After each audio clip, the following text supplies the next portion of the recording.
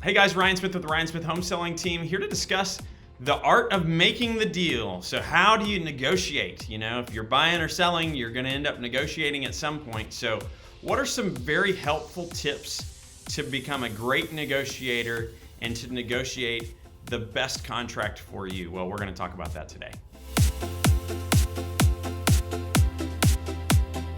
So as our intro said, we're going to be discussing negotiation a little bit today. And as you can imagine in real estate, there's an awful lot of negotiating that happens. And if you've ever bought or sold a home, or I guess bought or sold a car, you've probably gone through that negotiation process. Personally, I don't think it's the real estate home buying experience is quite as bad as negotiating in a car. That always stresses me out so much for some reason. I don't know why. But the home buying process, hey, if you do this every day, or even if you're just buying your home for your family for the next 5 or 10 years, you're going to deal with some negotiating. So let's talk about some real basic things that we can do in the negotiation process to help you win, right? To help you end up with the result that you're really looking for. So number one, never act too excited. So as you begin to negotiate on a home, if you just keep telling someone how it's the perfect house that you have to have, and no matter what, you want this house, then that seller or buyer, depending on which situation that you're in, if you're overly excited either way, the other party's going to know that they have power over you in this negotiation process. So it's very important for you to maintain your cool, not to tip your hand, even if you're extremely excited about it, which I think you should be, right? I mean, if you're buying or selling a home, it's a big process.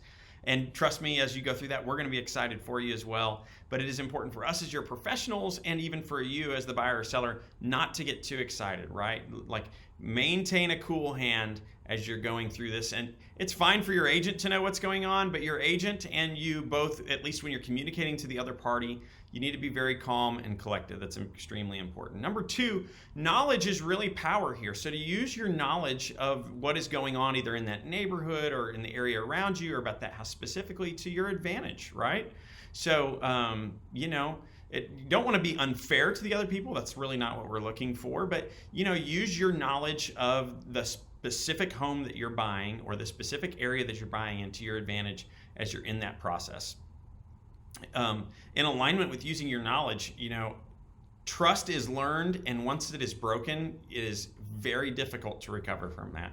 And so what I mean by that in the negotiation process is, as you're negotiating with the buyer or seller, you have to be honest with them. If they ever find out that you are not being honest with them, you lose all credibility, and it is very difficult to redeem that in a real estate transaction. Undoubtedly, trust can be recovered over time, but in a real estate transaction, it's going to be extremely difficult. So you always need to be coming from a place of honesty as you're doing that. Now, you need to maintain, this is probably the fourth thing, you need to maintain a big picture mentality. Here's what I hate to see happen, and one of the things I always do my best to coach our clients through is sometimes you can get wrapped around the axle on stuff that doesn't matter. And so we end up bashing each other and fighting with the other party over little tiny piddly things that in the grand scheme of things don't matter. So sometimes it's better for you to say, hey, you know what, in the grand scheme of things, what they're asking for over here, I really don't care. Like, it's not going to change the big picture of what I'm after here. So I'm going to let them win on this one aspect right here, knowing that, hey, as I give them what they're looking for here on something that's not really that big a deal to me, they may be able to return the favor, and I be able to use that for leverage in a different part of this transaction later. So, but I'm only going to be able to do that by maintaining a big picture mentality. Let's keep the things that really matter first and foremost, and let's fight for the things that really matter, and let's fight really hard for those things. But if it's the stuff that isn't quite as important, that doesn't matter as much, let's not give away leverage fighting for things that doesn't really even matter. Let's keep the main things the main things.